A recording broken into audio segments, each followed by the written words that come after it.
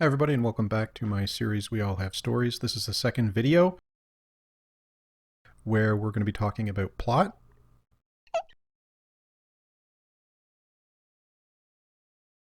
So what is a plot? Well, a plot is basically how a story progresses from the beginning through the middle and then to the end, which is pretty straightforward. I mean, ultimately, if you're going to be talking about characters doing something or going somewhere or learning something or saving the universe or whatever it is that you want to talk about, it has to start somewhere. They have to do some stuff, and then they have to resolve the matter at the end. Now, when I talk about the beginning, what I really mean is what's going to change. So what is the inciting event, or what is the catalyst for everything getting going? Because ultimately, if your characters are just living their normal lives and they're not in a position where they're going to be put in situations where they're in conflict with others or potentially, dealing with life and death situations, that's not very interesting. And so if you're going to talk about a normal person, they have to be brought in with some kind of life-altering event.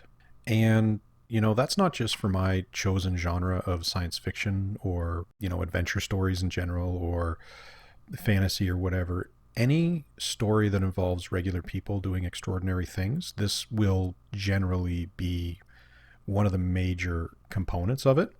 If you're dealing with, soldiers or police officers or something like that, people who are trained for this type of thing, then it can be a little bit different because ultimately they're in these types of situations all the time. But for someone who is just a regular person, there needs to be something special that happens that creates this environment that makes it interesting enough to write it down, basically. Now, the middle is what I like to call the journey phase. And journey doesn't just mean walking around or going from one point to another. It's about the change that happens to the individual or individuals that are involved along the way. So the main character and what happens to them, what happens to the side characters, how do these people grow as human beings? How do they become more than what they were so that they can overcome whatever challenge it is they're faced with? And the same thing holds true for the villains.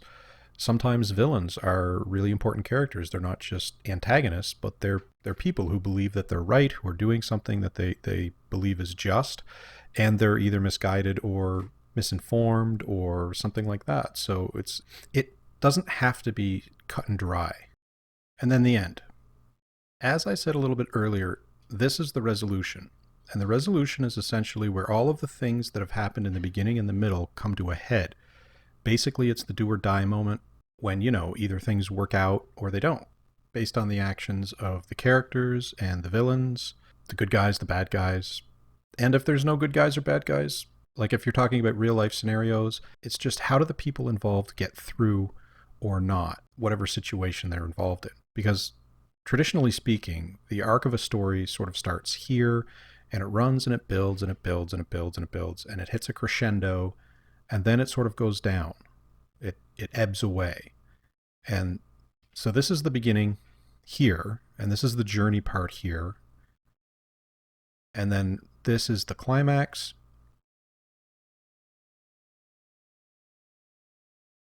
And then down here, this is the epilogue. And the epilogue is essentially just where you find out what happens after the fact. And the climax and the epilogue form that resolution part.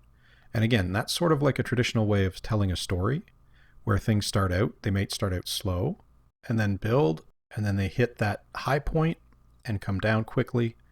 But that's an old way of telling a story. And because of that, it's not often used anymore as sort of a framework for an engaging novel or short story. Now, what I'm going to do is I'm going to show you an alternative or a couple of alternative ways that stories can be told in sort of diagram form. So how else can plots progress from one end to the other?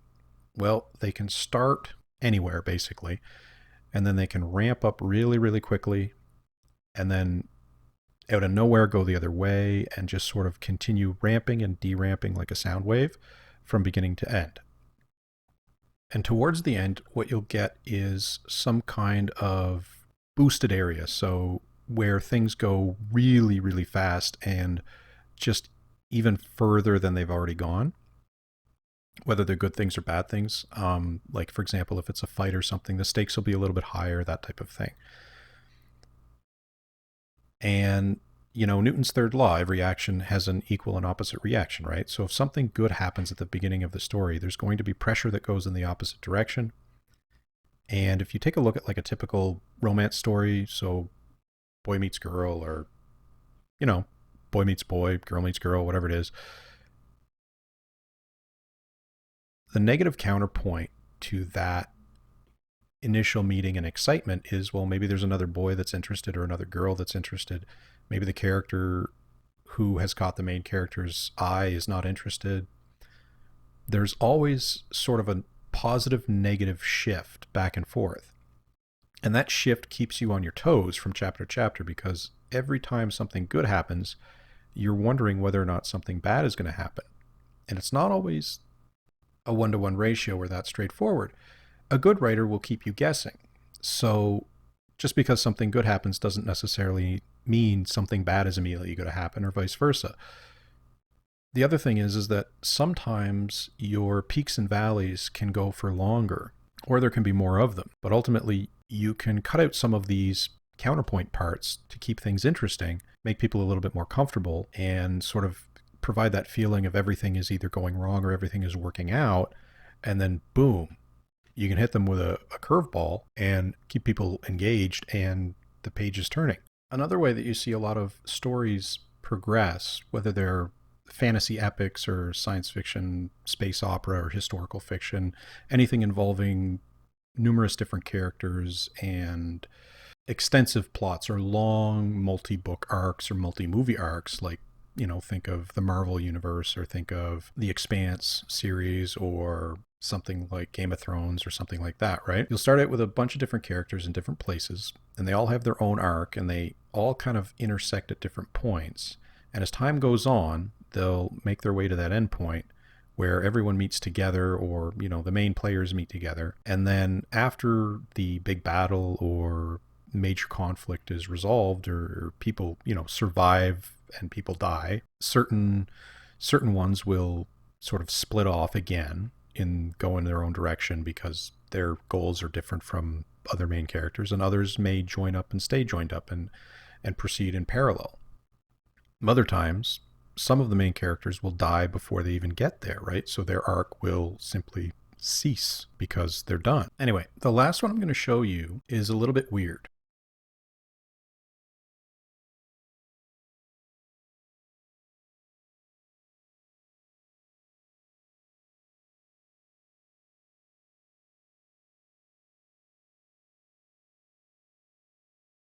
I've only run into this one or twice, and I don't know that I really enjoyed it. It's kind of a plot that circles back on itself. So you've got this sort of beginning point, and then the character arc kind of goes forward, but then it'll sort of cross back in time, and it'll progress again and cross back again, and it just becomes very intertwined and twisted.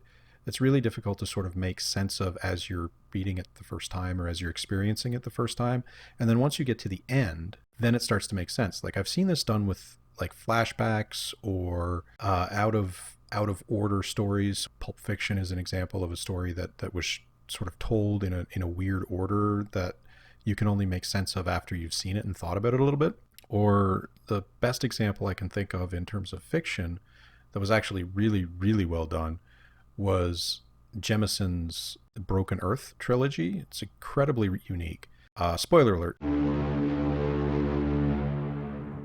So in case you haven't read them yet and you want to know what the hook in that story is, you probably shouldn't listen to the next several minutes. So I'll put a little note down below in terms of when it's safe to come back. But the reason that trilogy is so incredibly unique is because not only does Jemison tell the story in second person, which is hardly ever heard of, but it's also 3 different voices that represent 3 different versions of the same person, or the same person in different times. And you're not told this at any point until sort of things come together at the end of the first book. And throughout all those twists and turns that kind of circle back onto each other, details start to make sense after or later on when you have the whole context of it. As I said, it's really, really hard to do this well, and to do that in a way that doesn't turn people off, because it's often very confusing, and people sometimes check out if a book is too confusing or a story is too confusing, simply because sometimes it's not what you want. Sometimes people just want to be entertained. They're not interested in massive amounts of brain work or thinking about things in a different way. They just want to have a good time. They just want to relax after a hard day working or something like that. And if you write a story for fun and people enjoy it, and hopefully they buy lots of it and you make tons of money, that's not worse in any way, shape, or form than these kind of multi-level, intricate books that define a genre or create some new way of doing things. I mean, sure, they're important, but ultimately what really matters is what you're comfortable with. You know, if you're happy either writing or reading things that sort of go point A, point B, point C, resolution done, that is a perfectly reasonable way to approach writing, to approach reading, and to identify stories that you like and dislike. I guess what I think the most important part here is just, what do you like in terms of telling stories and in terms of consuming stories? How do you like things to interact in terms of the plot structure and the different parts of what each character goes through? What is the appropriate level of complexity for you? Where do you write the best story that you can that's as interesting as you can make it? And hopefully people will enjoy it and resonate with it, because you put your heart and soul into something, as long as people are exposed to it somehow, there's generally an audience. Okay, so now that we've covered that, I think it's time to move into the last part of the video, which is going to be the different pieces of the plot and how they fit together. So just because you've got a beginning, a middle, and an end doesn't mean you have everything set out, essentially. Every story needs a skeleton, a foundation to build it on. And so what I do, and again, this is just my way of organizing, it may work for you or not. And if it does, I'm happy with that. If it doesn't, put a comment down below. Let me know why it doesn't, because that's really interesting to me, thinking more in terms of what other people experience in a way where you can sort of critique another person's methodology.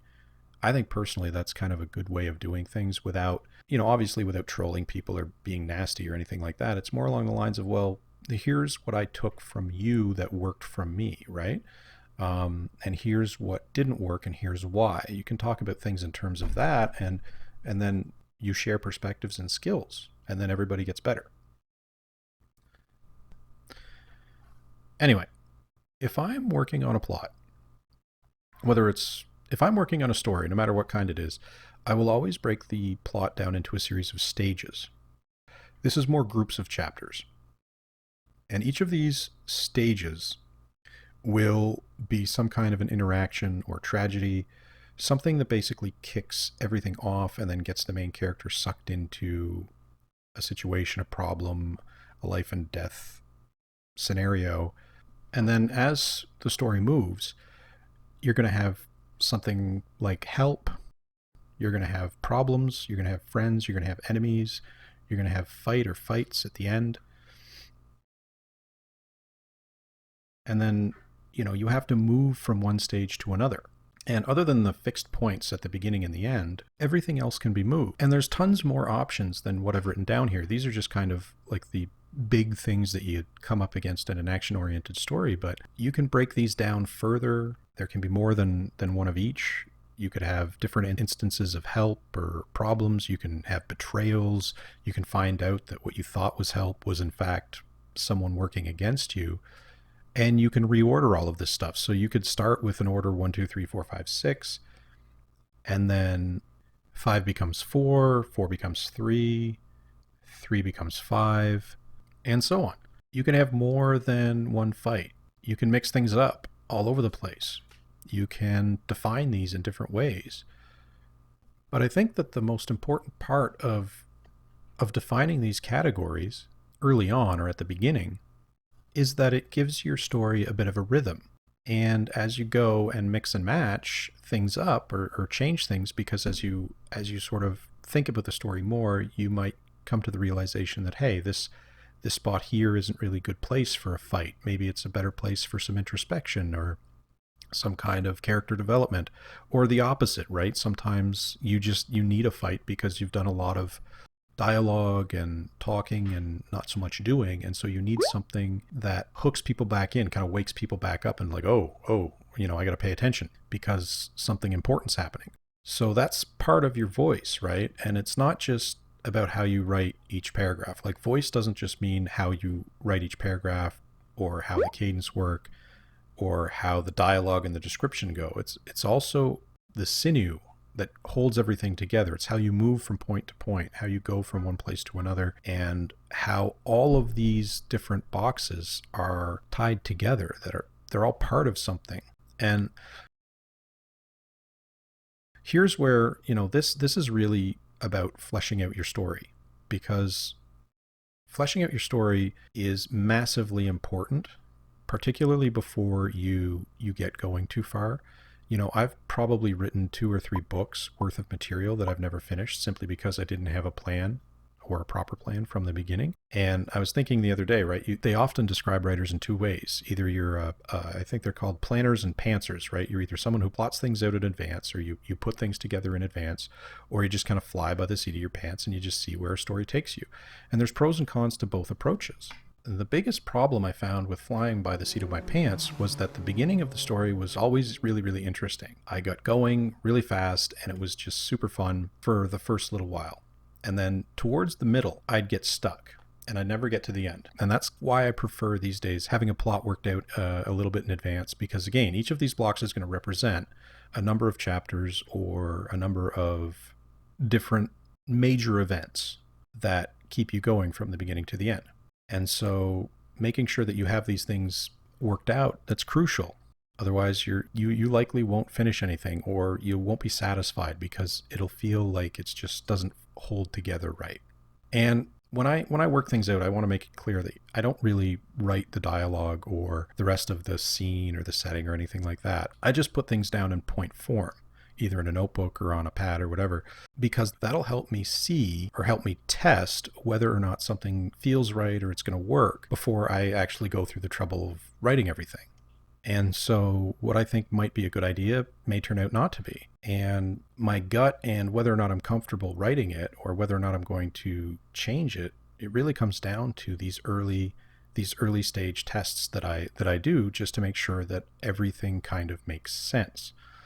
Because again, if you're writing a story, any kind of large story, the worst thing that you can do is have things that are either inconsistent, that don't make sense, that don't flow together, and you end up with a story that sort of the first half feels like one book and the second half feels like another, and they don't really gel together well.